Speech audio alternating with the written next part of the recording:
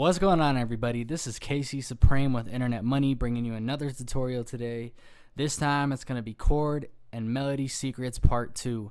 And I know you guys have been waiting for this one for a long time. Chord and Melody Secrets was the first video I ever did on this channel when I first joined Internet Money, and that video went crazy. It got over 100,000 views and just a crazy response. So, here I am with Part 2. That first secret that I showed was pretty crazy. A lot of people complained about, oh, well, you don't know music theory and this is cheating yourself because you don't know music theory. And that's fine. I agree. I know about music theory. That was just a technique and a secret that I've learned for people that don't know music theory, and they can still make, good beats and good melodic elements. So this time I'm going to go a little bit more into music theory itself. So I've loaded up a piano here, and I'm going to go to the piano roll. And the first thing I'm going to talk about is how you start a chord progression. You can go on your MIDI keyboard and just kind of play around. And that's a good way to find a chord progression. But if you don't know, what you're doing and you don't know how to start one, I'm going to show you how you can get a song started without using that other technique that I taught you in the last video using the chord stamps. So basically what you do is you're going to figure out either top notes or root notes. So a chord, for example, let's do C major.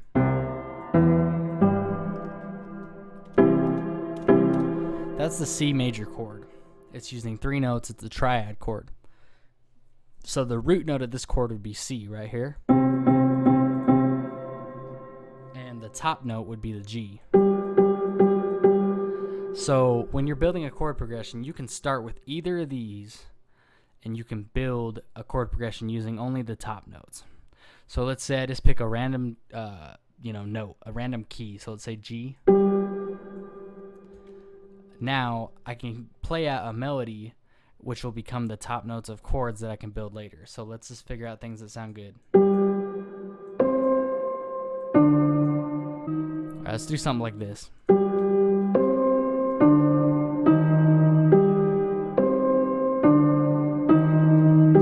So that sounds pleasing to the ear, and that's easy to build. So now we're going to build chords out of these. So we know this is the top note. We know that's the top note in the chord. So now we just got to figure out what the other 2 notes are. And the way you can do this is by counting. So the other technique I showed you showed the ghost notes, and you really don't have to count. But this technique, if you want to learn music theory and understand it a little more, this is a more hands-on technique that actually takes creativity and using your brain and thinking and all that kind of stuff. So everything in chords is kind of mathematical. If you remember my past technique, you skip every other scale note. So this way you're just going to kind of count downs in 3s and 4s, because basically when you have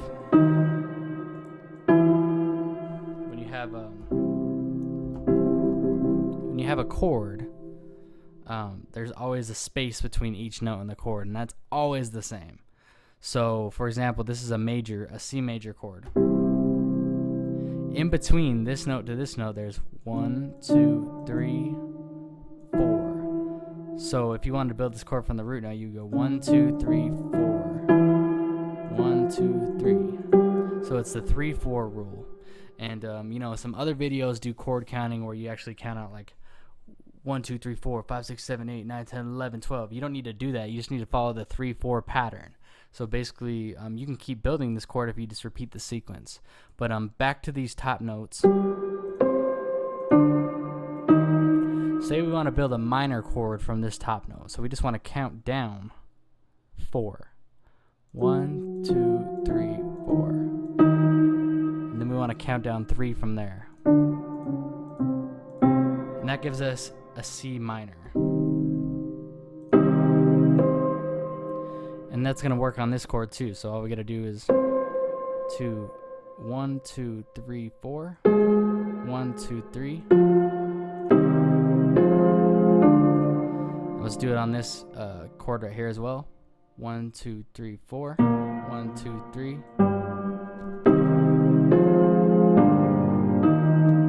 Let's do it right here. 1, 2, 3, 4. 1, 2, 3.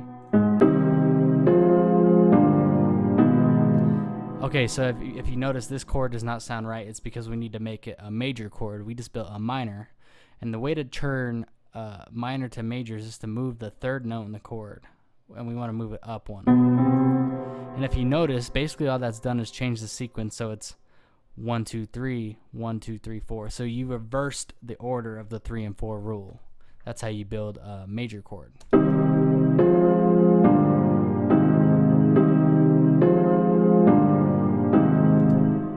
So just to reiterate, if you have a note and you want to build a minor chord, you would go down from the top note 1 2 3 4 1 2 3. And if you want to build the major version of that chord, you would go down 1 2 3 1 2 3 4. Now the only difference between these two is this note right here.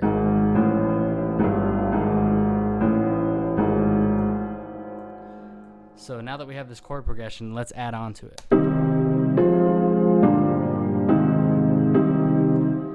Let's add a more complex chord pattern. Let's make it into a seventh. So now you just need to repeat the pattern. So if you start at the root note and you go 1 2 3 1 2 3 4, you just want to go 3 again. 1 2 3. Now you got a seventh note. You can keep repeating the pattern. 1 2 3 4. Now you got a ninth chord. I'm pretty sure you can do it again. 1 2 3. Yep. Now you got an 11th. Now you got a 13th, which usually does not sound very good. I mean, it sounds alright, but it's a little much. So let's bring this back down to a ninth. And let's turn this one into a ninth. So we got 1 2 3 1 2 3 4 1 2 3 1 2 3 4. Let's do the same with this one. Let's see. 1 2 3 1 2 3 4. And now this last one is a major, so we still do the same thing. We just got to repeat the major pattern. So 1 2 3 4 1 2 3 1 2 3 4 1 2 3.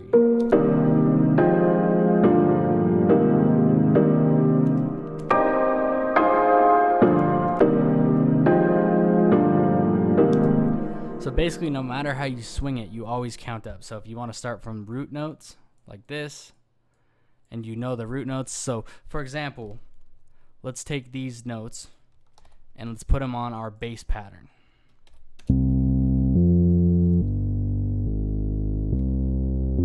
Let's say we got a bass line figured out, whether we played it. But anyway, we have the root note because that's what the bass usually is. So we have the root notes and we want to turn these into chords using the bass.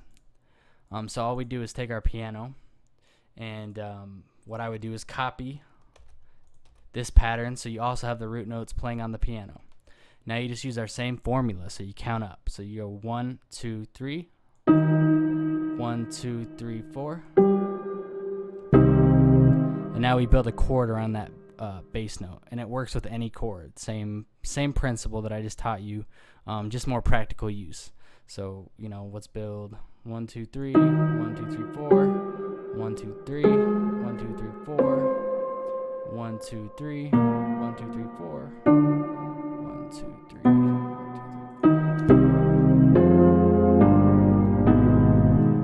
And remember, we figured out that this should actually be a major chord, so all we got to do is move this up one.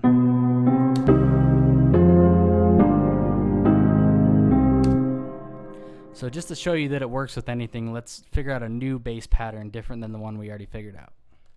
So let's erase this, and let's just play some notes.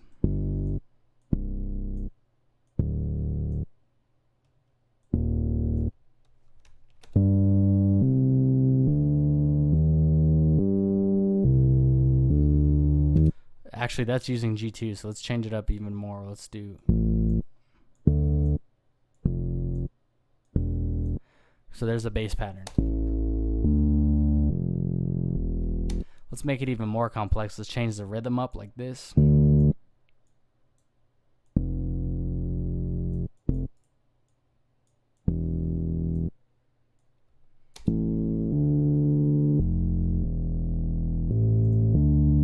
So now let's say we got that bass line and we want to turn it into chords. Paste those chords over to the piano. And now let's build up. We know these are the root notes because they come from the bass. They're the bottom notes of the chords. So now we just need to go 1, 2, 3, 1, 2, 3, 4. Let's do the next one. 1, 2, 3, 1, 2, 3, 4. 1, 2, 3, 1, 2, 3, 4. So that one sounds off, so we just need to move this up one. Or if you want to think about it so you remember, you just want to build a major pattern. So 1, 2, 3, 4, 1, 2, 3.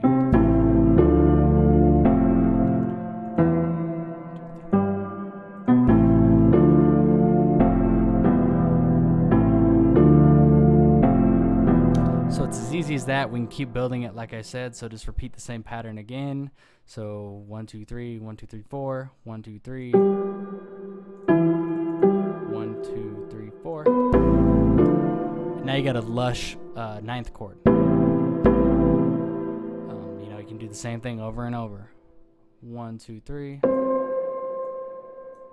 1, 2, 3, 4. Now you got some beautiful sounding chords. Matter of fact, let's build a brand new one. Just because that example is not the easiest to explain the next step with. So let's do.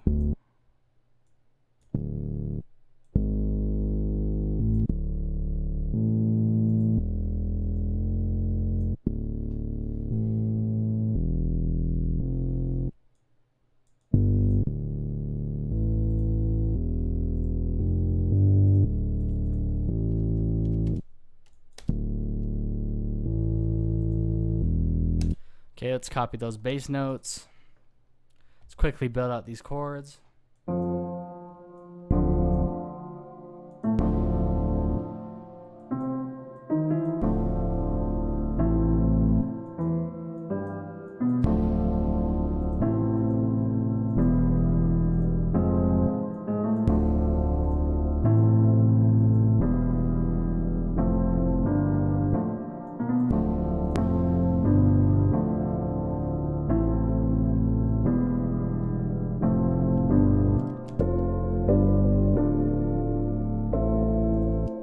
Okay, let's move the root down.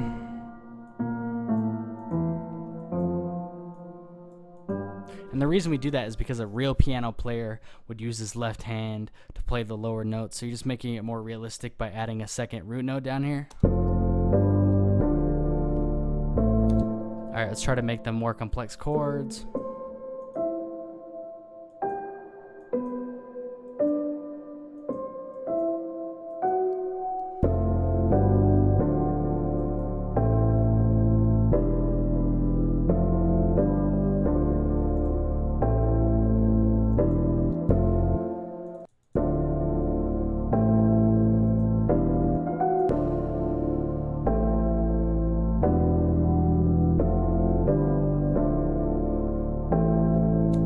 Okay, so now we have that chord progression right there. It's a cool chord progression.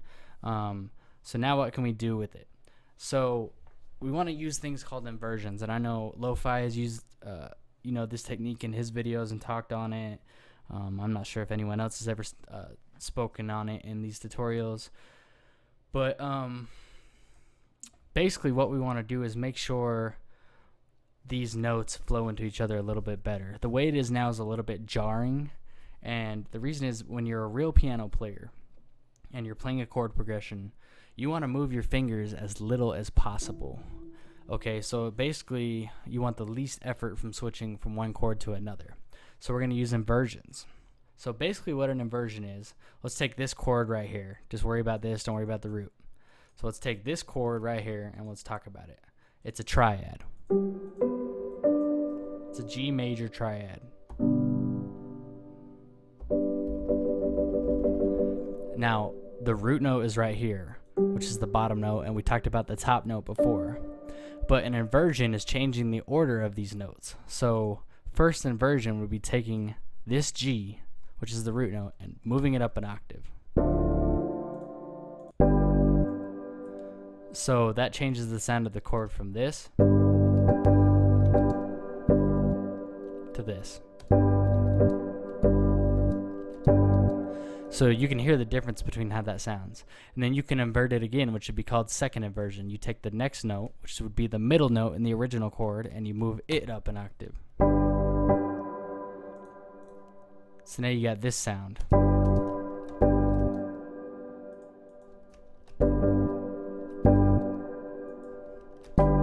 And then you can even do a third inversion,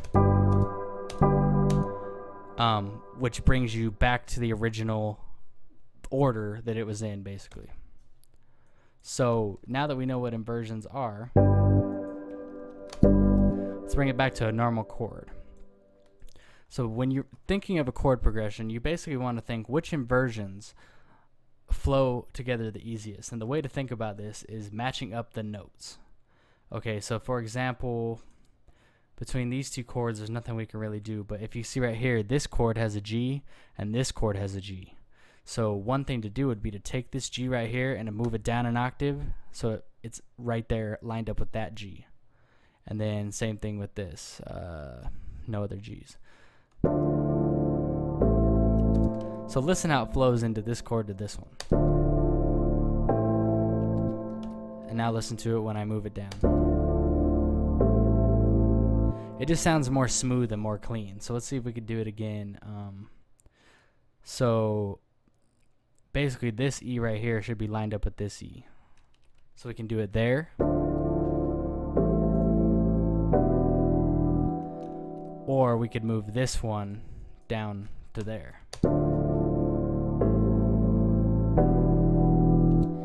And basically that makes it flow easier. So you just want to connect. If this chord has the same notes as this chord, you want them to be touching. But see, because this E is right here, you want it to touch this E, which means we'd have to move this one up. Then all three of those E's are touching, including that one.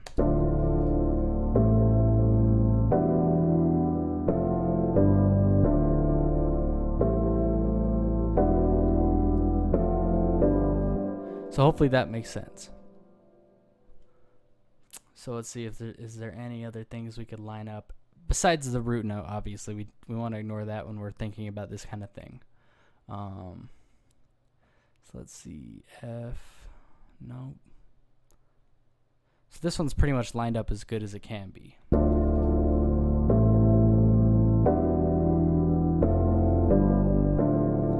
So now we can play with inversions just for fun.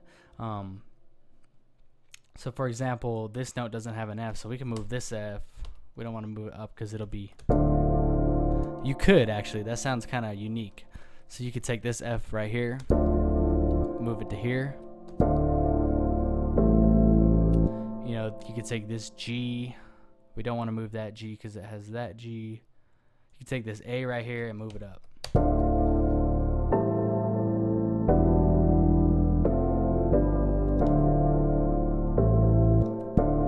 But I don't think it sounds better that way. So you don't want to force an inversion. You know what I mean? You don't want to move stuff just for the sake of saying you inverted it. But you can play around with them because they can give you interesting sounds.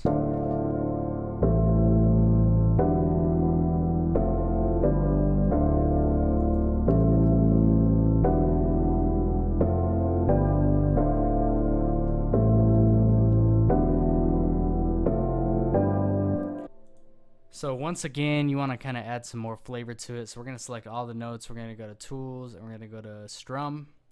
And basically, it'll look like this. And this time strum right here will move the notes. If you can see right here, it's going to move them over. So it creates a strum effect. So when a real piano player, you know, plays a chord, his fingers don't hit all the notes at the same time. They kind of strum it.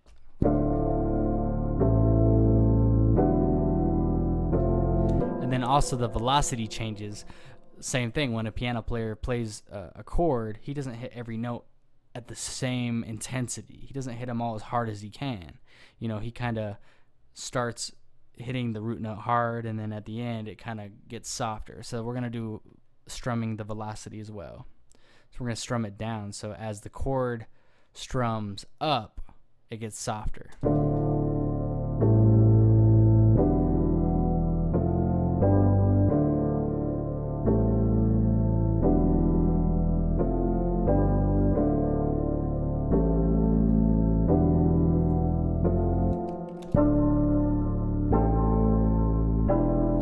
see if I move it up, you can kind of hear that strum effect a little bit better.